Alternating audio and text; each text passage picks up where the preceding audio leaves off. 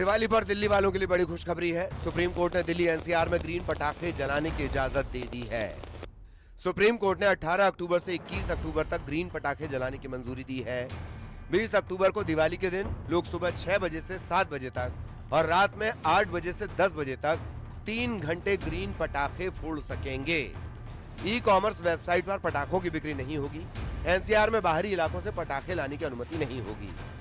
Green पटाखों पर फैसला देते वक्त सीजेआई ने कहा कि हमें बैलेंस अप्रोच अपनानी होगी, लेकिन पर्यावरण के साथ समझौता नहीं करेंगे।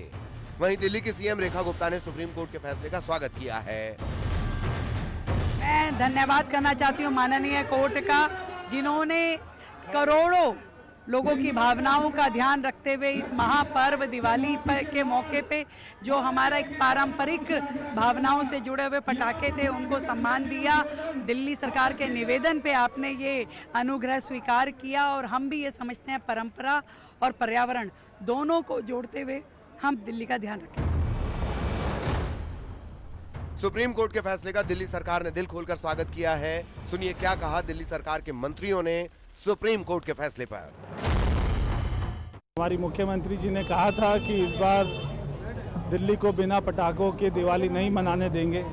सुप्रीम कोर्ट ने भी हमारे प्रयासों को सराहा है और दिल्ली में जो सरकार द्वारा प्रदूषण को ख़त्म करने के लिए कदम उठाए हैं, तो सुप्रीम कोर्ट ने भी आज मैं उनके सुप्रीम कोर्ट के फैसले का स्वागत करता हूं। जी, मैं धन्यवाद करता हूं मानयोग सुप्रीम कोर्ट का, जो उन्होंने 8 साल बाद इस फैसले को बदला है। दिल्ली के अंदर अब शाम 6 बजे से लेकर रात के 10 बजे तक का पटाखे चला पाएंगे। आज ये साबित हो गया कि केजरीवाल सरकार जानबूझकर हिंदुओं के त्योहारों पर बैन लगाने का पाप करती थी। पहली बार सरकार बदली है और सरकार बदलते ही दिवाली पर बैन लगना बंद हो गया है।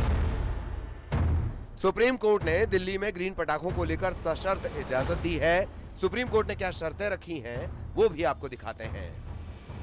फ्लाइंग स्क्वाड पटाखे बनाने वाली कंपनियों की जांच करेगा। बॉक्स पर लगे क्यूआर कोड वेबसाइट पर अपलोड किए जाएंगे। दिल्ली एनसीआर में बाहर से पटाखा लाने की इजाजत नहीं होगी। अगर नकली पटाखे पाए गए तो लाइसेंस रद्द किया जाएगा। 18 अक्टूबर से दिल्ली एनसीआर में AQI की निगरानी की जाएगी। छोटे छोटे बच्चे भी इस फैसले से बहुत खुश है, बेचने वाले और जलाने वाले भी तो खुश हैं। जो विक्रेता है उन्हें भी राहत मिली है, बच्चे बड़े खुश हैं। मार्केट में एक नई ऊर्जा, नई उमंग देखने को मिली है। दिवाली बड़ी अच्छी और रोशनी भरी होगी और आतिशबाजी से भरी होगी। जो कई साल से हम देख रहे हैं कि आतिशबाजी नहीं हो पा रही, दीपावली सोनी सोनी मन रही है, वही दीपावली इस बार बड़ी धूमधाम से मनाई जाएगी। अपने विधायक जितेंद्र महाजन जी की तरफ से पहल का बहुत शुक्रिया करता हूं उनकी, और रेखा गुप्ता जी का भी बहुत बहुत धन्यवाद करता हूं जिन्होंने पहल करी है। वहीं सुप्रीम कोर्ट के आदेश पर दिल्ली के पूर्व पर्यावरण मंत्री गोपाल राय ने कहा कि सवाल इसका नहीं कि बीजेपी अब सरकार में है, सवाल पॉल्यूशन कंट्रोल करने का है। सरकार को सुप्रीम कोर्ट के फैसले के इम्प्लीमेंटेशन पर ध्यान देना चाहिए। सुप्रीम कोर्ट ने अभी कंडीशंस के साथ जो अलाउ किया है उसमें इम्प्लीमेंटेशन सबसे बड़ी बात है। अब इस समय ग्रीन क्रैकर लोगों ने बनाए हैं, नहीं बनाए हैं, अगर बनाए नहीं है तो बिकेंगे क्या, बिकेंगे तो क्या, इस समय सीमा में कैसे कंट्रोल होगा, इन सारे चीजों का दारोमदार सरकार के ऊपर है। सुप्रीम कोर्ट के फैसले पर सियासत में बम फूट रहे हैं। बीजेपी जहां फैसले के स्वागत में है और लोगों की खुशियों का हवाला दे रही है, तो विपक्ष पर्यावरण का जिक्र कर सरकार को घेर रहा है। इस बीच आम जनता है जो सियासत से परे सुप्रीम कोर्ट के फैसले पर खुशी मना रही है। एक पक्ष ने दूसरे पक्ष के लोगों पर हमला किया। चाकू से हमला करने के बाद एक व्यक्ति की हत्या भी हुई है। आरोपी फिरोज को पुलिस ने हिरासत में ले लिया है। आरोपी पक्ष इलाके में नशे का कारोबार करता था। स्थानीय लोगों ने नशे के कारोबार का विरोध किया था और इसी को लेकर के पूरा मामला शुरू हुआ, ये पूरा विवाद शुरू हुआ। पुलिस थाने में भी लोगों ने रिपोर्ट दी थी। कार्रवाई नहीं होने से आरोपियों के हौसले और बुलंद होते गए। शिकायत करने पर आरोपियों ने हमला किया और ये हत्या की घटना से नाराज लोग अब पुलिस थाने के बाहर इकट्ठा हो गए हैं। पुलिस की कार्यशैली पर भी गंभीर सवाल उठा रहे हैं। ब्रह्मपुरी थाना इलाके के फकीरों की डूंगरी का ये पूरा मामला है, जहां पर नशे के कारोबारियों का विरोध करना लोगों को भारी पड़ गया और एक व्यक्ति की हत्या हो गई। चाकू से हमला कर एक व्यक्ति को मौत के घाट उतारा गया, जिसके बाद अब क्षेत्रवासियों में आक्रोश है और उन्होंने थाने का घेराव किया है। साथ ही पुलिस की कार्यशैली पर भी गंभीर सवाल अब खड़े हो रहे हैं। तो ये बड़ी खबर जयपुर के ब्रह्मपुरी से। समुदाय विशेष के दो पक्षों में दरअसल ये झगड़ा शुरू हुआ, जहां एक पक्ष ने दूसरे पक्ष के लोगों पर हमला किया और इस हमले में एक व्यक्ति की हत्या की गई है। आरोपी पक्ष के नशे का कारोबार, दरअसल विरोध इसका किया गया था और इसी को लेकर के ये झगड़ा शुरू हुआ, जिसमें चाकू से हमला किया गया और एक व्यक्ति की मौत हो गई। संवाददाता हीरालाल हमारे साथ जुड़े। हीरालाल, किस वक्त की घटना बताई जा रही है? फिलहाल पुलिस ने क्या कुछ एक्शन लिया है?